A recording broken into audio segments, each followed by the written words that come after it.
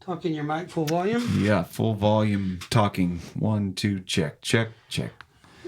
The Manhattan Project was a research and development undertaking during World War II that produced the first nuclear 1, 2. weapons. Hello, hello. Yep, my mic is a little hotter, so I don't need to be as loud. United States. Check, 1, 2. Check, 1, 2. Hello? United Give me a check. Kingdom, Canada, 1942. I think we're good. Okay. Let's do settings. Reset.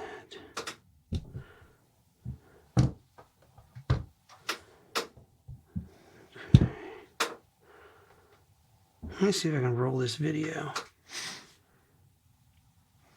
None found. Okay, well, that was a good idea. We'll just do it next time. Swing and a miss. Okay. Okay, the only thing I'm going to change, if we look at this, okay, your mic, I want it to be, it's right over Kennedy's head. Get out of the way, Mike. That's better. So that's where your mic's going to go. And then you can see Kennedy. Yeah. All right, so I think it's all good.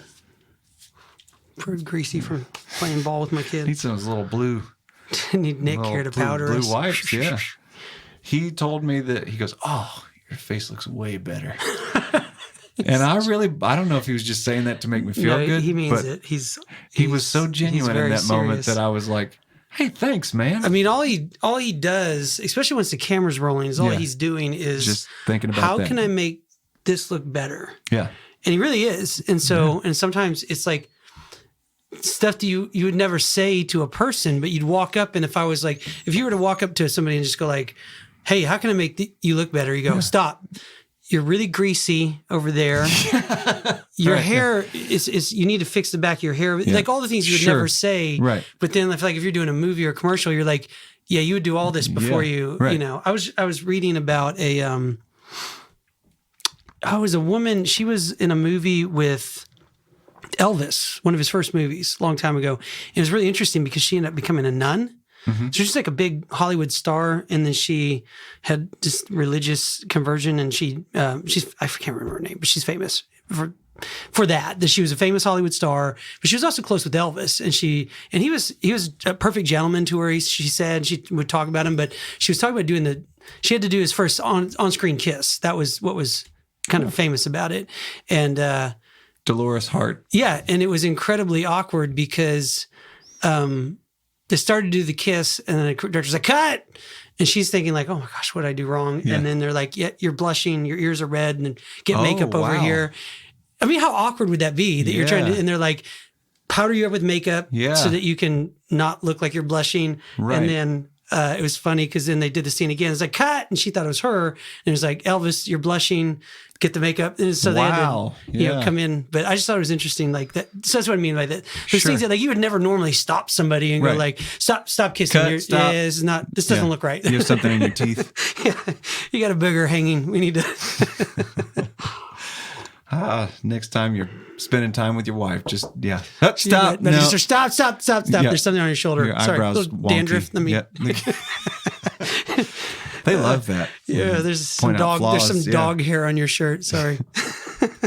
It's ruining it for me. All right, so welcome to the Conspiracy Dad podcast. I never know which camera to look at. Look at you. Look at the camera. Either way, welcome. My name is Dante. This is Mr. Dave. We don't like to give our last names just because. Why? I mean, you don't care. You don't need them. Well, I'm a little bit paranoid in general. We don't want them to know our last names. Not that you couldn't easily look up who we are and where we're from, but I'm Dante, so. That's all you need to know. And you're Dave. Yeah, that's right. Before we get into it, wonderful piece of history behind you there. Why don't you tell us about this? Quite a find. This historical document that you uncovered. My wife's grandmother has lived in the Bay Area for over 50 years. I can't remember when they moved there exactly, but real close to Berkeley. Mm-hmm. And we took a trip there last month, and my wife came up from the basement and showed me this newspaper clipping that she found. And it's, let's see. It's from Thursday, 68. June 6th, 1968, The day which is after. the day after Yeah. this RFK shooting. And I mean, this is like a legitimate newspaper article about RFK. The cool thing is, one of the subheadlines is "The Woman Sought in RFK Death Probe," and that is an article on the APB they've got out for the woman in a polka dot dress. I mean, they don't say, "Hey, we're looking for that woman in the polka dot dress that everybody's talking about," but it reads just like an article should. After doing the podcast and also after writing the song, knowing just to look at that and you see the headlines is very surreal. Yeah. It's like, oh yeah, like that. I can't imagine what it must have been like. But even I was telling you, I was writing the Jack Parsons song up here in the studio, and I looked over at that, and it really, I don't know, it has nothing to do with Jack Parsons, but it was like this, like, I want to fill this room up with that kind of stuff so that it sets the tone. And it's really cool that it's actually history. It's not a print. It's like, it's actually the original copy from 68. And it'd be cool to get some other stuff like that, I don't know. It's just kind of sets. It's just weird to see those phrases. Kennedy more nation. Like, and you see his face. It does a couple things for me. One, like, move back for the fine folks can see it. If you're watching, so you can see it. There it is. It's just the timing of it's pretty good because I wasn't that informed about the RFK assassination prior to us talking about it. You're welcome. But of course, thanks to the podcast, I spent a lot of time like researching RFK, the assassination, but also just his kind of campaign and political life. So it was cool to like be able to appreciate the history of. It's almost like you develop a relationship with this story, but also the person. Right. Yeah. Like I do feel that. So like, I do feel a weird connection to Betty Hill. I know she's dead.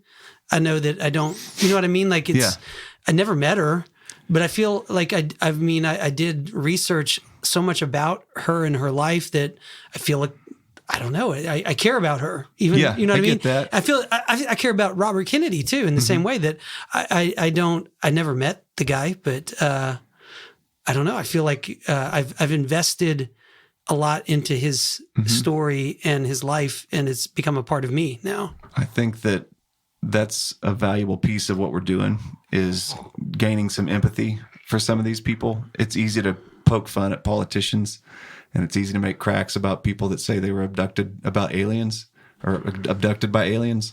But yeah, if you spend some time reading about them and, you know, kind of putting yourself in their shoes, you do develop a sense of empathy. Or for even them. in the case of Betty and Barney Hill, you know, meeting some of their family members and having connections with them. And then then you realize these are real people, right? And they have real lives. Yeah. And then, and they're also just like you and me, except, you know, we haven't been abducted yet, but it's coming.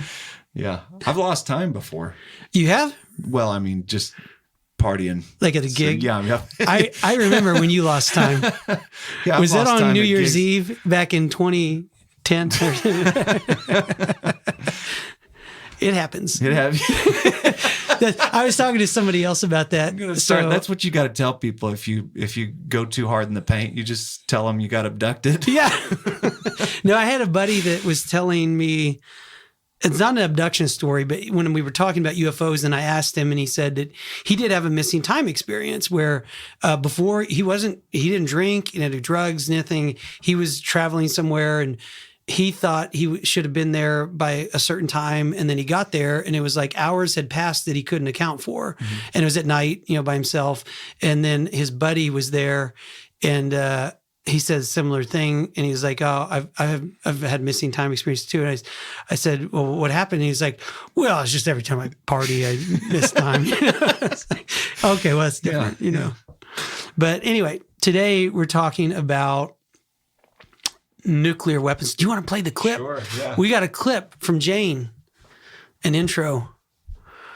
She's not here with us, but we don't let kids come in here. No, not into the bunker. Kid-free zone.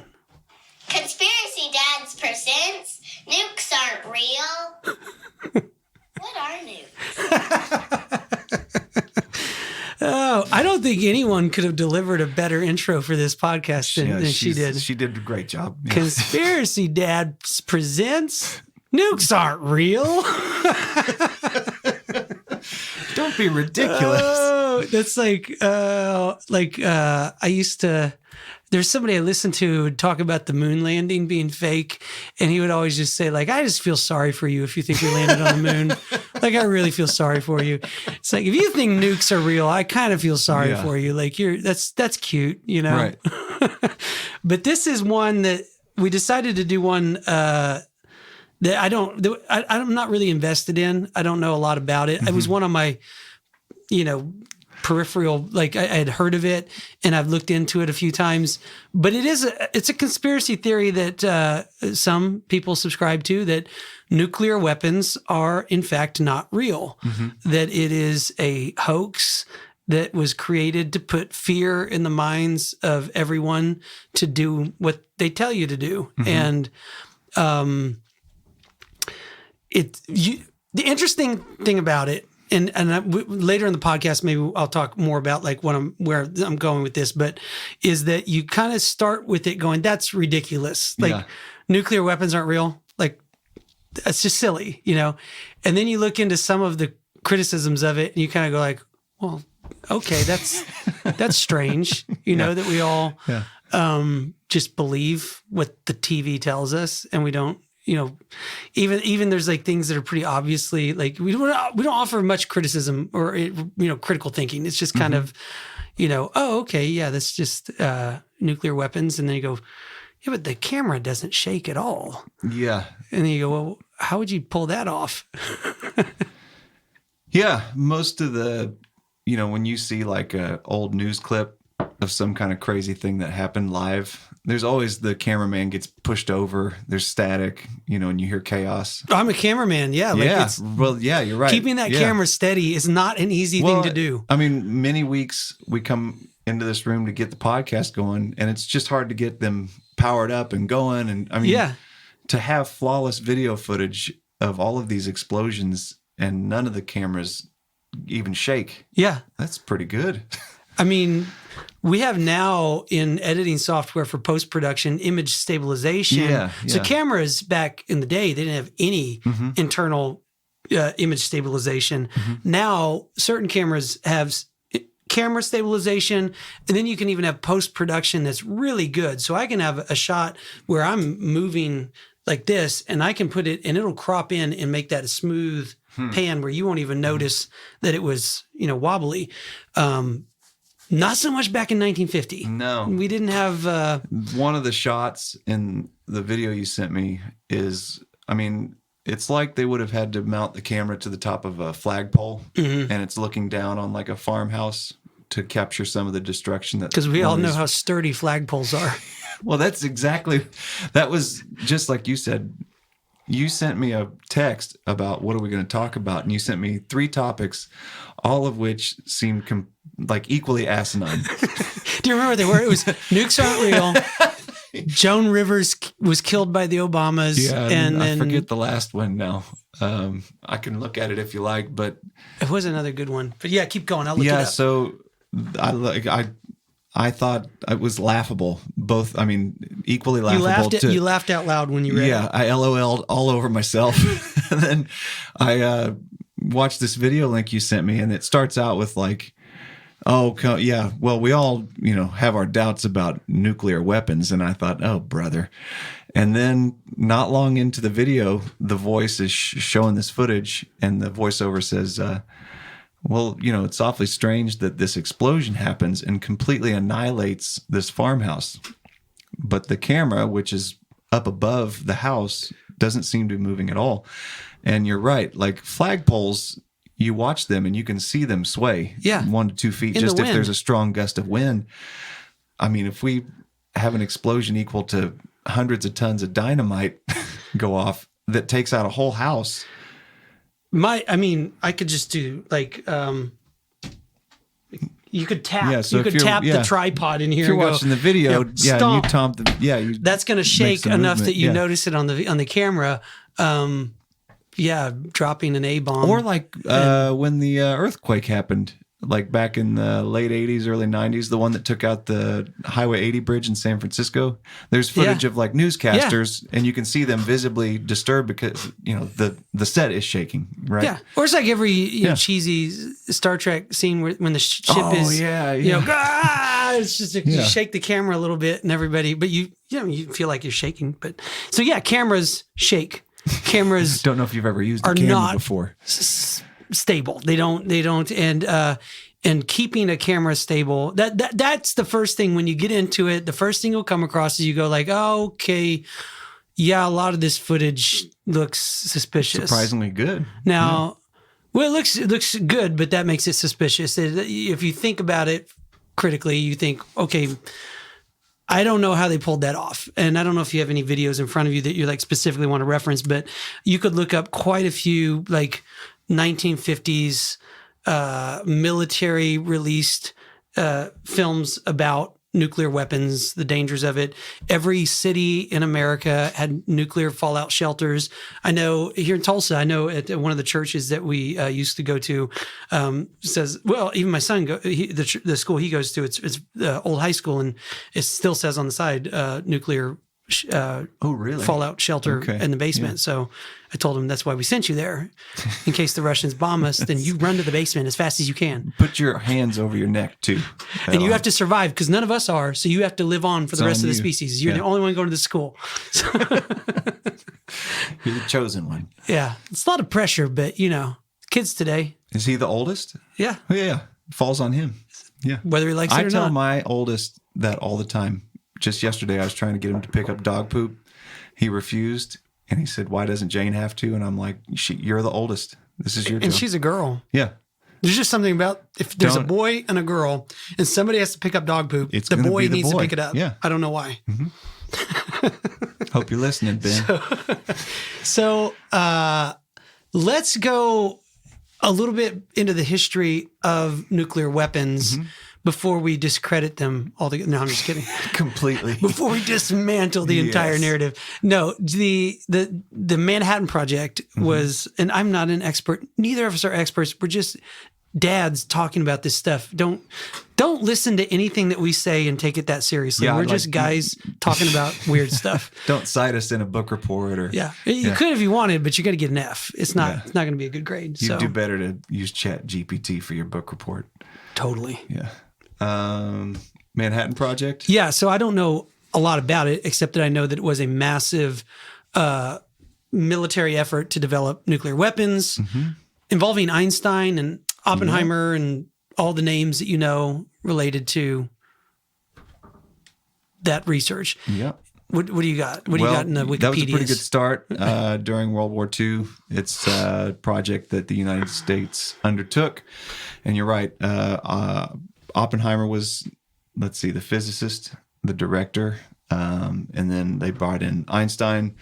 Project led to the development of two types of atomic bombs, both developed concurrently during the war, a relatively simple gun-type fission weapon and a more complex implosion-type nuclear weapon.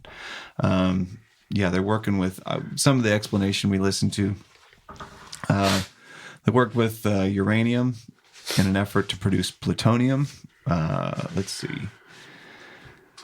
After the feasibility of the world's first artificial nuclear reactor. You always get choked up listening. I get emotional listening to Oppenheimer. It always gets to me. Gets me every time. The Chicago Pile 1 was demonstrated in 1942 at the Metallurgical Laboratory in the University of Chicago. The project designed the X-10 graphite reactor. I've heard about that, and it's surprising that they didn't blow up Chicago. That's one of the things about it that in hindsight, they're like, we should have done this in the desert. Like, we shouldn't have done this in the middle of Chicago. Yeah. That's, and doing it in the desert even, one of the points that there wasn't a point that was made during the video that was like disproving nuclear weapons, but it crossed my mind. Why are we blowing up? At the time they tested this nuclear weapon in New Mexico, no idea what was going to happen. It could have just as easily not worked at all, just nothing, as it could have just destroyed life as we know it. That's one of the things that blows my mind about this history is there were serious physicists that were saying this could completely collapse the universe if you do this. And they still did it. Right. Yeah. They still, well, allegedly, maybe that's proof that they didn't do it. I don't know. But like there were scientists that were still like, some of these scientists, you really need to watch out for them, because just because someone's a scientist doesn't mean they're not evil. I mean, the Nazis taught us that. Well, like we just talked about Jack Parsons. last he time, worships Satan. He's not a good guy. And he had a whole crew of dudes that were scientists that were partying and cults and Satan worshiping. They were not reserved in their thinking about, to use the parlance of Jack Parsons, they were not mundane. Yes. They were. Yeah, it just was crazy to me that, first, saying here Chicago, geez, that's a choice of venue. New Mexico, just thinking about America and kind of the way we like to operate, it still seems to me we would have picked out somewhere in Alaska if we really were worried about it. Or wouldn't we have just taken over some other country and used their land to blow up? Could we go to Canada? They're like an ally, and like most of Canada's nothing. Unoccupied. So we just go way they north. Got tons of space. Go way up north where they did all the Mars lunar landing testing, where all of the photos look exactly like the Mars landing photos. Yeah. I don't know if you looked. That's another conspiracy we can go into, but exactly where the landscape looks like Mars. Where it looks like exactly like Mars, and we did all of our testing like there, and then the photos. Another haphazard thing that happens here. I'm just down further in the wiki article. It's the first nuclear device ever detonated was an implosion type bomb during the Trinity test conducted at New Mexico's Alamogordo. Bombing in the gunnery range. July 16th, 1945.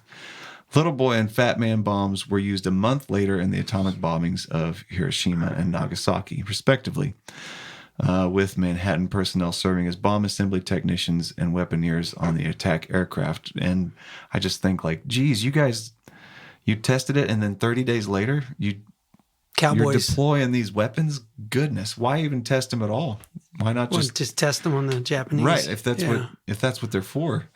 Yeah, and seems like a meeting about a meeting.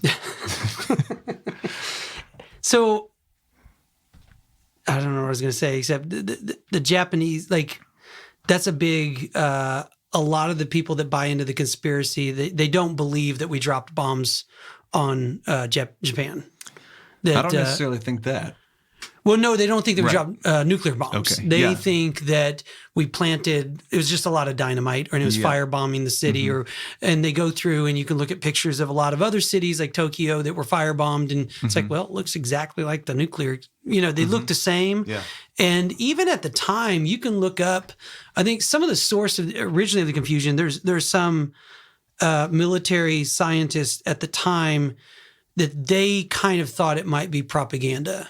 Like, they didn't even believe that a nuclear bomb was a thing. And they said, we heard that they bombed, Nagasaki and Hiroshima, but they didn't actually believe it. They kind of thought, well, it was a firebomb, but they thought, we probably, wrote up this whole nuclear weapon thing just to kind of force the Japanese to surrender. Like, oh, we got a super weapon, and you better do what we say. Or, Yeah, it kind of reminds me of parents saying, if you don't brush your teeth every night this week, I will tell Santa Claus. Yeah. It's like these threats that you don't even want to test. But a lot of those not the few that I've listened to of those people, they thought that initially, but they don't believe that now. Okay. So they're not the kind of, they just were, and I think some of it was, they were like, well, this technology was so out there. They didn't just, it's kind of like, before you've ever seen, a rocket, and then you see a rocket, you just think it's probably fiction, but then you see a rocket, you go, oh, okay, well, I guess they figured out how to do a rocket. Yeah. So, or like FaceTime on a cell phone, a couple decades ago. Yeah. You go, that's some kind of silly wizard magic. That's not going to work. It's elves. That's funny. I watched another episode of Black Mirror where it kind of is elves doing it. Elves are a funny one. We need to do a podcast on elves. I don't know a lot about them, but I know I'm pretty sure they don't exist. Really? Pretty sure. I don't know. But it's kind of like ghosts. Like, if you go around, like, especially in Europe, and you ask people, like, they believe in elves. Really? A lot of cultures do. Yeah.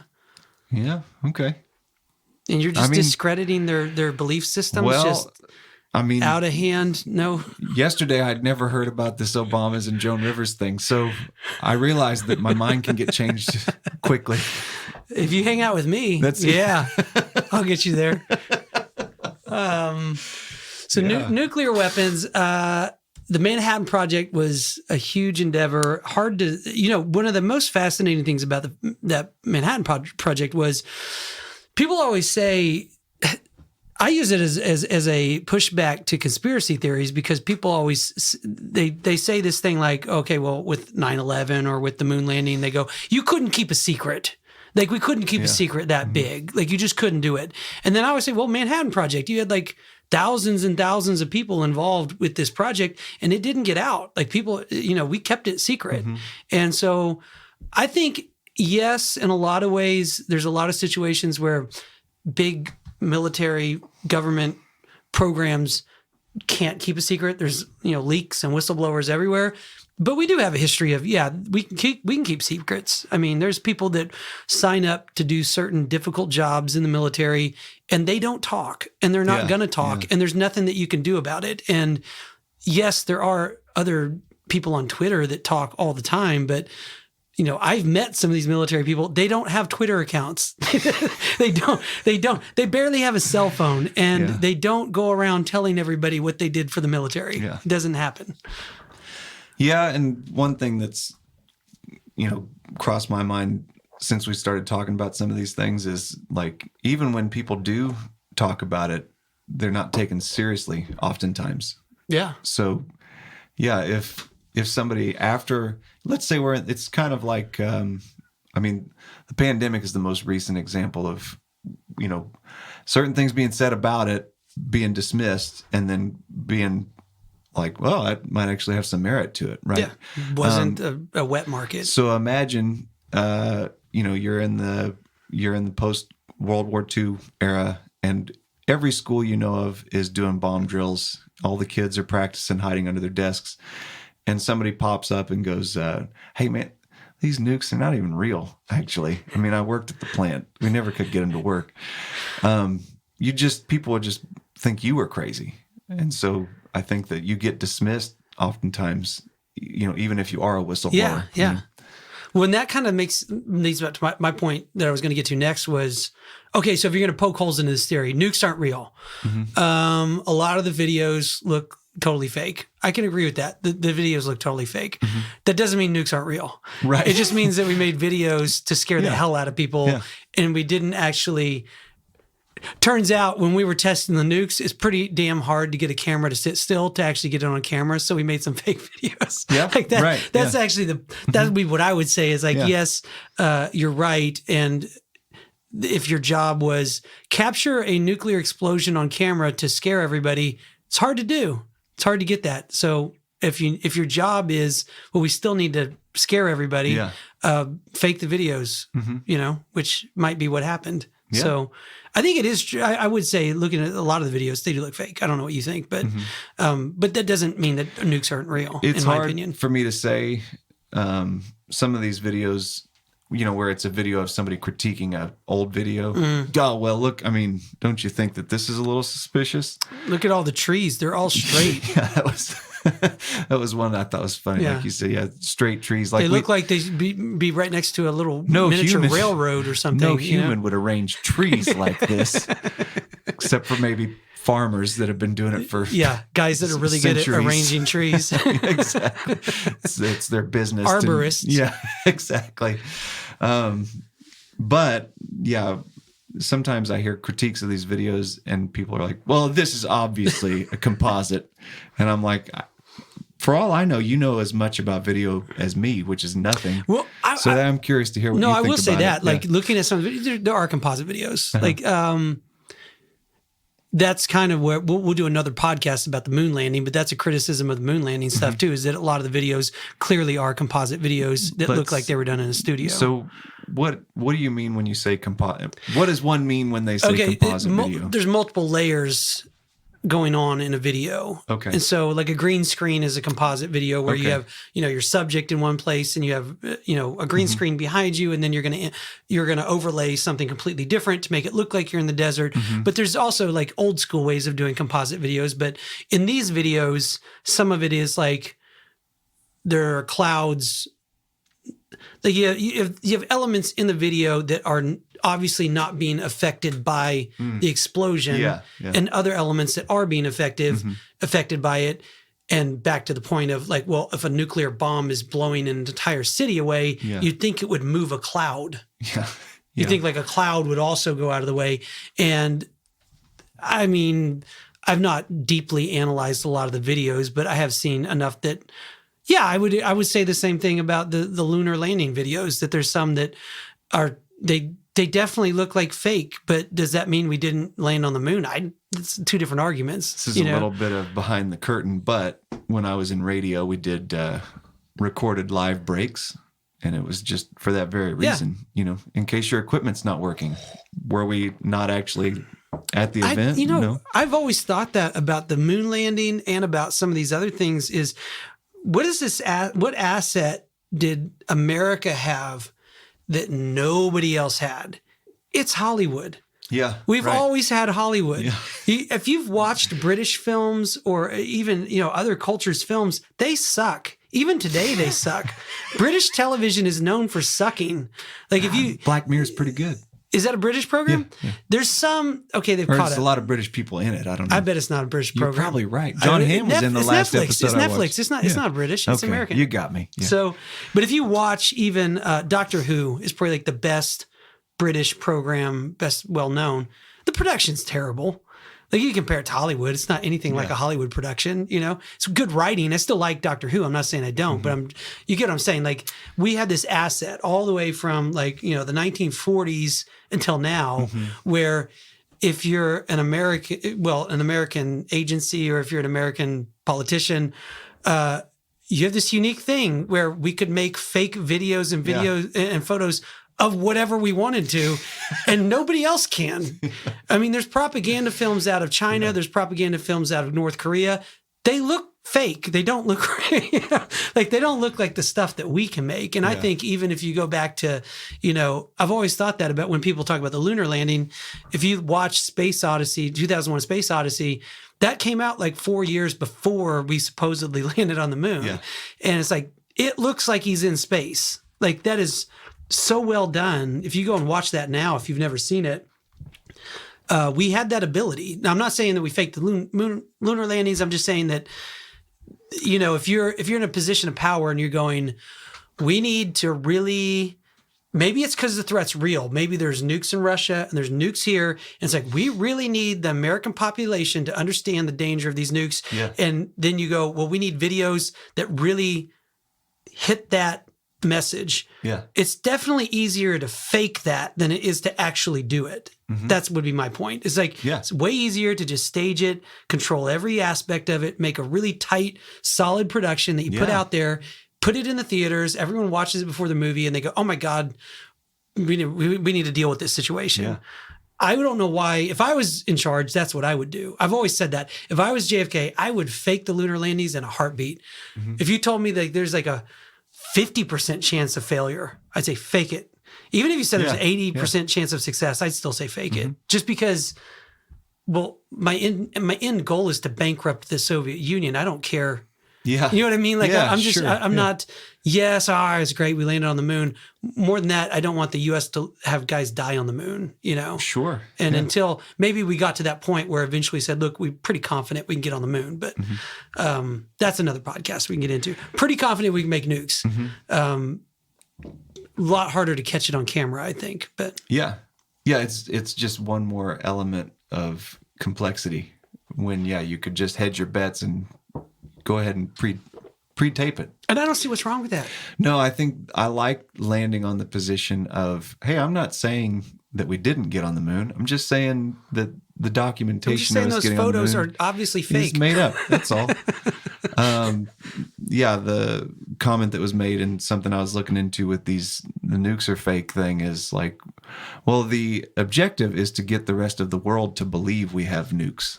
That's what we want to have happen. So That's half of it. yeah, The other half was to convince the American taxpayer to keep paying for the program. So, which you got to be scared of something to give them your money. Absolutely, and that's sky is falling is the oldest political trick in the book. So, if we needed to raise that money, scare the hell out of them. They'll give you their money. And, I don't want to find out I was wrong about the nukes the hard way. If you go down that road, nukes aren't real. It's kind of hard to explain everyone else who has nukes. So then you have to say, okay, the Russians don't have nukes either. So they're like on this game with us where it's like we both know they're fake, but we're both kind of using it to control our populations. And I guess that is what a lot of these people would say that buy into the theory is that like, yeah, it's a charade that we just kind of back and forth. And that's why there's never been a nuclear war because it's actually not possible. And maybe, man, that would be nice to find out. It would be in the end, like, no, that actually wasn't. It is pretty. You could look up in North Carolina in, I want to say in the 70s at some point, they almost dropped a nuke on the United States on accident. And so there's been moments in Russia and in the U.S. where people have no idea how close we came to just being completely wiped out. They almost dropped a nuclear bomb on North Carolina. How long ago? I think it was in the 70s. Yeah. I could be wrong about the decade. Okay, so this is brush with catastrophe. The day the U.S. almost nuked itself. Yes. Can you imagine coming home if this is your job and your wife is getting the casserole? How was your day, honey? Well, I'm glad to be home. Yeah. Having this casserole with you. It's a bit of a Monday. Somebody's got a case of the Mondays. Let me tell you. I was supposed to push the green button. I pushed the red button. And they're right. Why did they put them so close together on the console? The U.S. narrowly avoided catastrophic disaster when 2 Mark 39 hydrogen bombs were accidentally dropped over Goldsboro, North Carolina on January 23, 1961. The bombs were released when a B-52 United States Air Force bomber broke apart in midair. One of the bombs performed precisely in accordance with its design. Its parachute deployed. Thank goodness. Okay. Its trigger mechanisms engaged, and remarkably, one single low-voltage switch thwarted unimaginable destruction. See, the fake nuke people look at this as evidence that they're not real because they're like, you accidentally dropped them and they just went thud. Happened. Yeah. So I must not believe that they're fake because as I read that, I was nervous. It happened in 61 and I was still like, oh, what's going to happen? Yeah. So can you imagine if one landed in your backyard? You walk out and there's like, I'm sure there was like a swarm of military, like, nothing to see. Or what exactly was that? Nothing. Don't worry about it. We'll take care of it. Don't worry. Like you want to move? We'll pay for it. It said H bomb on the side of it. No, don't worry about it. That means happy. Happy bomb. Yeah. So I forget where I was going with that, except that's a big to say that everybody's got this kind of the Koreans and the who all has nukes right now? The Chinese, the Israelis, the Russians. I mean, a lot of people have nukes. There's a lot of them. So to say that everybody's kind of up in this charade of Russia, the United States, the United Kingdoms, France, China, India, Pakistan, Israel, and North Korea. France, they probably made most of them. Now, that's just what Google says. But I mean, so it's a lot of people to have on board, and for a long time, an estimated total of roughly 13,000 nuclear weapons. And nuclear weapons killed John Wayne. Did you know that? No. So there's a lot of people. Not the Obamas. They didn't kill the Obamas or the Clintons had nothing to do with John Wayne's death. Because they couldn't do it. It took a nuclear weapon. Look up the movie. I'm just like, look up. Look up the movie that killed John Wayne. Okay. So he did a movie, him and a lot of other people, they did a movie. I mean, it's insane to even think of it. It was produced by, who was the big aviation guy that was a hypochondriac that didn't want to go into public and lived up in his tower forever and ever? Oof, that I don't know. If you look it up, you'll find it. He produced it. Goodness But gracious. they shot Produced them by Howard Hughes. Howard Hughes. They shot it at a site where they used to test nuclear weapons in the desert. And The Conqueror. The Conqueror. And most of the people on that site died of cancer not too long after that. kidding. Well, within years, but Yeah. a lot of people that were on that movie set got cancer and died. June of 54, And a Hollywood cast and crew flew to St. George, Utah to make the movie The Conqueror. Yeah. And a lot of people think that that's what killed John Wayne is because he got cancer. I think he died like 10 years after, but he also drank and smoked a lot. So, Well, I mean, let's see what we can find about the cast. I want to say it's a Here significant it number is. of people. Several years later, after filming, unusual medical conditions appeared in the cast and crew. In 1960, actor Pedro Armad. Oh man, I should have read that before I took a swing at it. Pedro. Armendariz was diagnosed with kidney cancer. After learning his condition was terminal, he committed suicide. Gee, this is getting dark. In 1963, director Dick Powell died at age 53 of lymphatic cancer. Actress Susan Hayward contracted skin, breast, and uterine cancers before dying at 56. Pretty quick after. From brain cancer. So my gosh. Actress Susan Hayward contracted a lot of cancers. Actress Agnes Moorehead died of uterine cancer at age 74. Actor Lee Van Cleef died of throat cancer at age 64. Actor John what Hoyt, age did Lee Van Cleef die? Lee Van Cleef What year? Throat cancer at 64. That would have been. I have to do some math to. That's a decade or two later, though. Yeah, John Again, probably Hoyt, smoked. Let's see. All John these people Wayne, smoked. John Wayne spent years battling cancers of the lung, throat before dying at 72 of stomach cancer. Poof, he blamed his long-term smoking habit. That's what John Wayne blamed. But maybe he didn't think nukes are real. I gotta stop. Yeah, that's right. Well, I know. Hey, you got a John Wayne for us? No, Come on, do a John Wayne. My dad does a pretty good one. But I'm trying to make him say something ridiculous like, well, it wasn't the Nukes, Pilgrim. Pilgrim. That was the only thing I could think of was that Pilgrim. paragraph by itself was dark, man. That was just one cast member. Yeah, I after wonder another. if you compared that to other movies of that time and like said, Yeah. is that abnormal that many people? Because it seems like a lot. I don't know. But Yeah, I mean, I don't. again, how many of those people are smoking for 30, 40 years, you know? A couple of them had the same types of cancers. Now, yeah, correlation, causation, I don't know. But boy, that one paragraph isolated sure makes it sound like for sure that place gave everybody cancer. I'm just thinking John Wayne now. It's my ADHD kicking in. But did you know that somebody found a picture? John Wayne used to contract, like he would like do all kinds of stuff with like the military, obviously, and especially the CIA, and like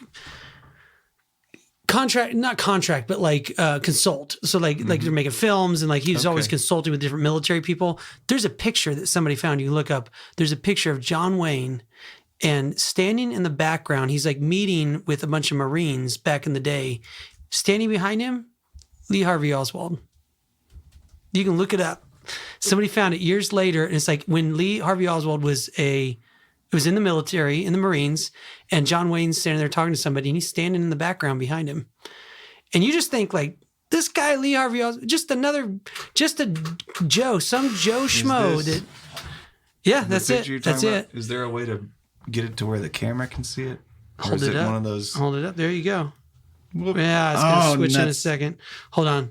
Hold it for another 10 seconds. And then Wait, I'll give you this link to put in the show notes as well. but it's a blurry picture, but I think it's been identified. Like people have said that is Lee Harvey Oswald. So very strange. Man, we got to get that cool trick where you can do the in-screen thing.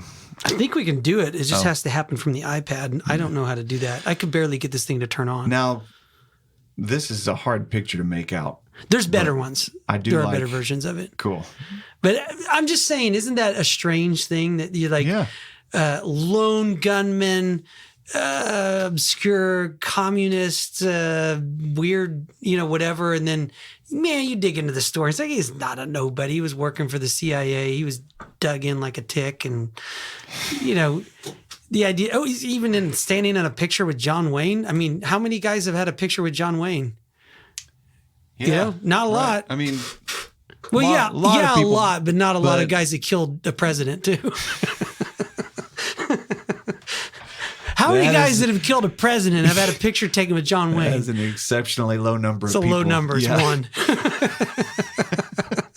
You sound pretty confident with that. Yeah, I'll take that bet. Go for one. He gonna do one. So, are nukes fake? I'll give you my opinion. You give the fine people of the world, give them your opinion. Yeah, I would say not. I don't think that nuclear reactors would function. I don't think that there's a lot of nuclear technology now that exists. I think it'd be hard to say that that's fake too, or that doesn't work the way that they say it does. I don't know. I think it's definitely likely that there was a period of time in American history, both with the space program and with just other military stuff, where we used propaganda. And we definitely use propaganda to control our population, but also, like you were saying, it's not for us necessarily. It's to scare the hell out of those guys over there. It's to get the Cubans in line. It's to get, somebody else in line. And it's obviously fake in the sense that the videos are fake, but that doesn't mean the technology's fake. That'd be my opinion. I don't know how you say, and the idea that multiple countries, they're all in on this kind of charade, and they're, countries like Russia and China that at points in time are, mass starvation, and like they're still putting money into it. At some point when people are starving to death, you kind of got to feed your people. I guess the tyrants don't care so much about that, but I find it hard to believe that they'd be fake. Yeah.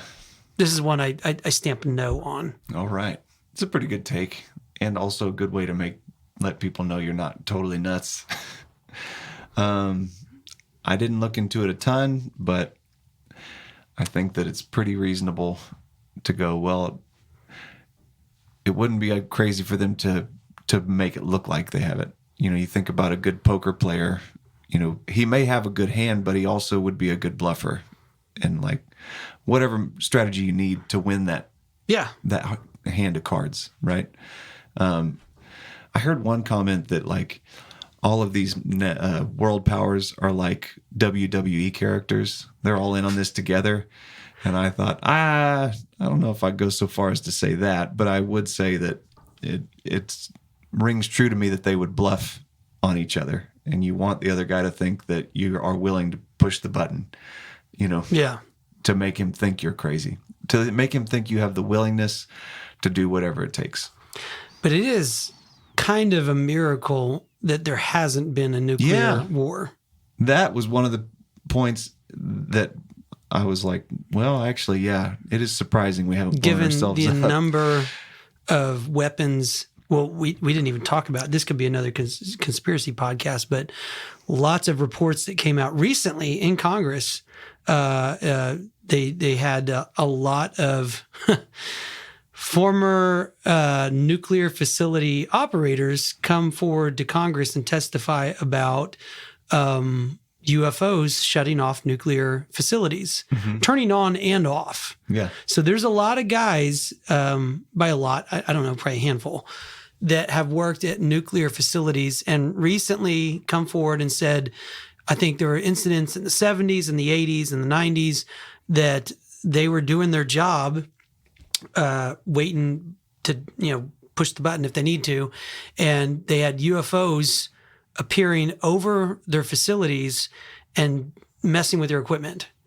And so they'd get a call, and they've testified about this, and it's bizarre to listen to it because they're like, I was doing my job. Radio called in, said there's some sort of unidentified object hovering over the top of the facility. And then all of a sudden, all of my systems went down, and I didn't know what to do. And there's also reports from Russia that same kind of thing, except they turn all the systems on. That there are people, and the Russians knew it wasn't us, and they didn't fire when they should have fired. That's good. And there's a guy that was talking about, he was like, there are heroes in Russia who knew that something was up and they knew it wasn't us, and they could have fired on us, but they didn't. And that opens a whole new box of, okay, so there are UFOs going around trying to get us to shoot each other with nuclear weapons. What's going on there? Excuse me. I was just thinking it takes us back to Hollywood and how that perhaps these Russians, when their nuclear systems were on, like had watched Rocky IV and they were like, those Americans, they're all right. We're not gonna, Rocky's correct. If we could just come together and understand each other a little better. It's probably Rocky that saved all of us. Well, I think that we can be quite certain that that's the case. Yeah. There's videos you can look up, and I don't know how real they are. I know that. Well, the Rocky ones are all real. No, those are all real. Just But to I'm be just clear. talking about there's videos of ballistic missiles going out, like they're doing ballistic missile tests for like nuclear deployment, and then there's like a UFO like shoots in from the side and then like zaps a beam at the missile, and then it just goes and then the UFO flies away. You can look it up. I don't know if it's real, but it sure is fun to watch. I don't know why people want to live in a world where this stuff, like, I mean, it's more fun to see reality that way, in my opinion. Yeah. I mean, you just want to go to work and think, this is all there is. I can't live like that. I gotta know that there's weird stuff going on. Gets me out of bed in the morning. The really tricky high wire act is going, well, there's a percentage of this that's true. Yeah. Like, and how strong is the mix? I don't know. I've always said that. Like, the U.S. military has this weird thing where there's old guys in the military that they have their long careers. They reach a certain age. Like Philip Corso is an example. Have you ever read his book, The Day After Roswell? No. Read that book. That's a good. But he goes full, like all in. That he was assigned to handle the wreckage from Roswell, and that there were live creatures that we had from the crash. And you can look him up. He is who he says he was, and he had a long military career. And then he's about to die, and he writes this long book going into like all this detail about, the crashes were real. And he's not alone. There's other guys that do it. I'm just saying, like, there's like a lot of guys like that they get older. Guys like, Edgar Mitchell, former NASA astronaut that saw UFOs and had, I guess you could just say, like, did Philip Corso, like, did he go crazy? Maybe. Did Edgar Mitchell go crazy? I don't know. It just seems like there's a pattern here where it's like military guys get to like, I'm about to die. And then they say some really kooky stuff. And you think, well, either they're lying or they're crazy or they're telling the truth. Yeah. One of those three. Yeah. And how many, if one of them's telling the truth, Philip Corso is telling the truth. Oh my God. If Edgar Mitchell is telling the truth, oh my God. Like there's a certain amount of, if any of those guys work in those nuclear facilities, if one of them is telling the truth, oh my God. Yeah. That's also kind of strange. Like, how many of them have to say something before it's like, all right, well, probably something going on. Mm-hmm. You agree? I do. It's not bad logic, is it? No. Like you said, with every one that pops up, all of a sudden you go, maybe there's something to this. Well, check out Nuclear Bombs Are Fake if you're interested in it. If we didn't button it up for you there, I think it's hard to find on regular yeah, Google. go to Rumble. You had to go to Rumble to get it. Which yeah. I can see the merit behind that. If you're wanting to,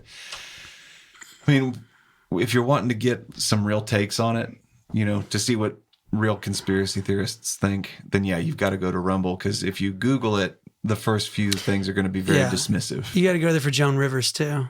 Yeah, because that, man, I'll tell you, I Googled that. They shut that one up quick. All it is just that how nice Obama was about Joan Rivers dying, sending flowers and handwritten letters, and yeah. Wow, handwritten letters. Yeah. A lot nicer than what she said about him. So yeah, he's taking the high road. Yeah, check it out. I think it's, if you just look Nukes Are Fake on Rumble, there's a lot of videos. Nukes are fake. That's all it takes. But how did she say it? Nukes aren't real. Nukes aren't real. Nukes aren't real. This has been the Conspiracy Dad podcast. Thank you for listening. Thank you for joining us. Please like, follow, subscribe, tell your friends about it. If you're enjoying the show, we appreciate everybody so much, and we will see you next time. Thank you so much.